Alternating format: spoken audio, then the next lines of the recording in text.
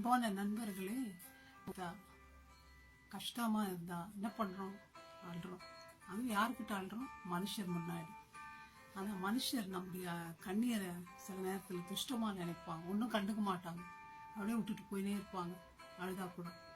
ஆனா இயேசு கிறிஸ்து அப்படி செய்யுங்க. அவர் சொல்றாரு, நம்ம கண்ணீரை அவர் சந்தையில் நம்ம வடிச்சோம்னா நம்ம கண்ணீருக்கெல்லாம் கணக்கு வச்சிருக்காராம். அவர் நம்ம பாட்டில போட்டு வச்சிருக்காராம் நம்ம கண்ணீரை. அதுதான் தாவீது சொல்றாரு.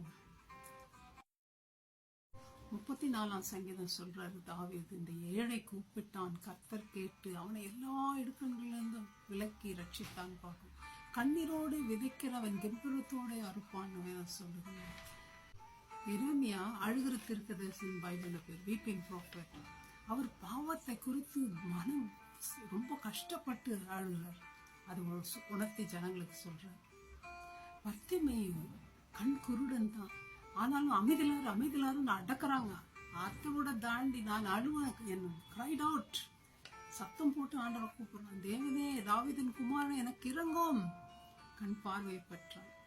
தாவீது அவன் மனுஷர்களும் வந்து பாக்குறாங்க.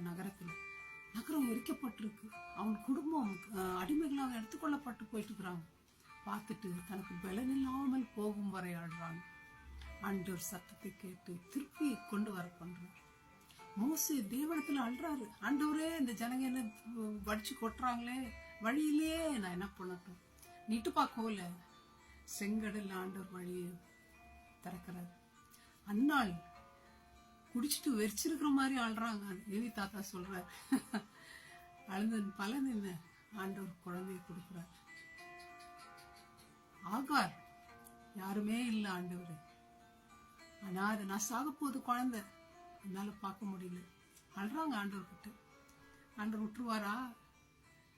ஆண்டோட பிள்ளை இல்லத்தான், நீ ஆண்டவரோட சுதந்திரத்துல இல்லத்தான், இருந்தாலும் காண்கிற தேவன் ஜீவ ஊற்று தண்ணீரை கொடுத்தாரு.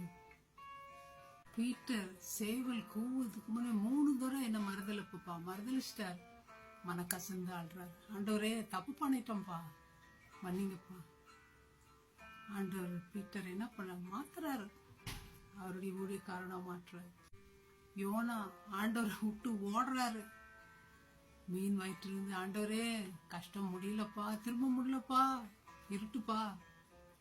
கேட்டாரு, எத்தனை அடி ஆழத்துல இருந்து மீன் இருந்திருக்கும், ஆண்டவர் எத்தனை அடி உயரத்துல இருக்கிறார். போச்சே சத்தம், அங்க கண்ணீரின் சத்தம் போச்சே. ஃப்ரெண்ட்ஸ், நீங்க எந்த கண்ணீர்ல இருக்கீங்க எனக்கு தெரியல, எந்த வேதனையில இருக்கீங்க எனக்கு தெரியல. ஆனா நீங்க ஒண்ணு செய்யுங்க, மனுஷரை நோக்காதுங்க. கண்ணீர் விட்டவங்க எல்லாம் அதன் பலனை அடைகிறாங்க. ஆகவே ஆண்டவரை நோக்கி கூப்பிடுங்க, அபயமிடுங்க, இதே செய்யுங்கப்பா, தவிர எனக்கு யாரும் இல்லை. ட்ரை பண்ணுங்க, கண்டிப்பா விடுவிப்பார், ஆசீர்வதிப்பார், உங்க நிலைமையை மாற்றுவார். ட்ரை பண்ணுங்க. தேங்க்யூ, பாய், காட் பிளஸ்.